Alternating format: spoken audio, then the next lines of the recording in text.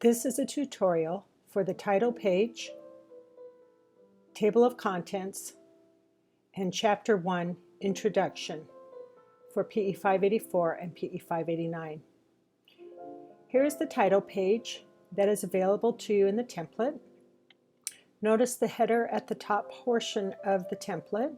You can simply click on it, which opens it, and include the necessary information of your last name, a few words of your capstone title, and then the page number.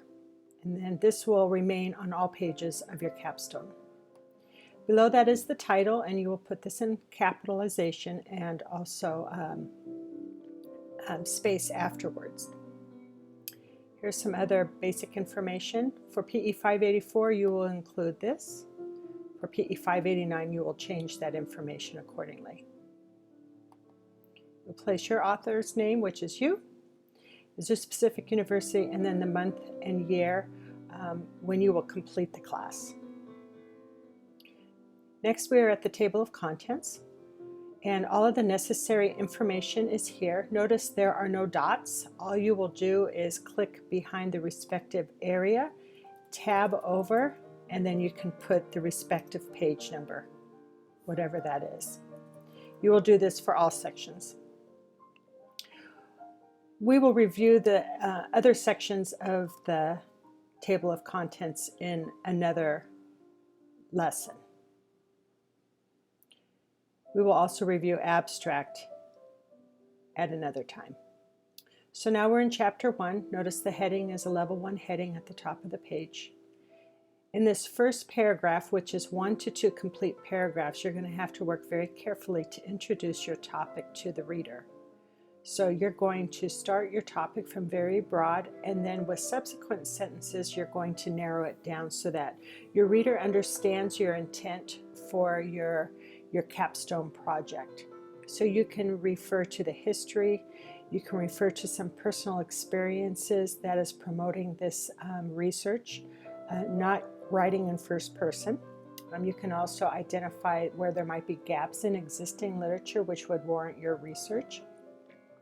If you feel like it's necessary to refer to yourself, you may use the phrase the primary researcher, but you may not write in first person. Also, please be aware that excessive use of this type of writing of the primary researcher is very exhausting, and so limit it only when necessary. You want to spend considerable time on this chapter or this section of the chapter because this is where you get your reader's attention, okay? Make sure that you include citations as you are writing this section. The next required section is the rationale, and it is here where you're going to include the problem statement that you developed in class that warrants your research. So remember, again, the problem statement, don't think of it truly as a problem, but about the key issue or the hot topic that currently exists that you are going to investigate in your research. And then explain further why you're doing this study, why is it significant? And there's always got to be a link to how it's going to extend the field. And then how will the information be helpful to professionals? And you want to be very thorough, again, in this area. Include citations as needed, no first person. The next section will be the purpose statement, and this comes directly from your work with your instructor in either the face-to-face or the online class. So be sure that you include the purpose statement and respective research questions that were approved. Notice that you're writing in past tense and not present tense, and that will be the case throughout the entire capstone. The final section for Chapter 1 is the definition of terms, and this is where you define any term as it relates to your topic. You'll want to determine which terms are relevant that might need refining and defining. You might have a specific operational definition for them as you refer to that topic throughout your paper. Definitions need to originate from primary or secondary sources. Please do not use non-scholarly sources or websites like Wikipedia or encyclopedia.com. If you have multiple definitions, you might want to use more of a list format and list them alphabetically, or you can simply discuss them using separate paragraphs for each term. Be sure you write in complete sentences. Don't simply put the name of the term with a colon behind it and then type. You want to write in complete sentences.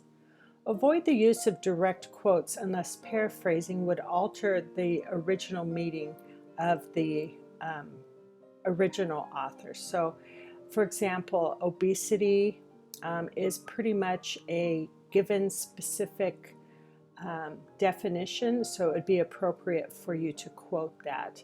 But if you're discussing like mental skills training or the use of technology in physical education and you want to define what technology means, then you would be able to paraphrase that. Again, you're going to use parenthetical citations for each term that you list. Sometimes as you go throughout the different classes, you'll find that you need to add to the definition of terms list, and that's acceptable. And then at this point, you have completed your chapter 1, and you will provide a section and page break before you continue in chapter 2.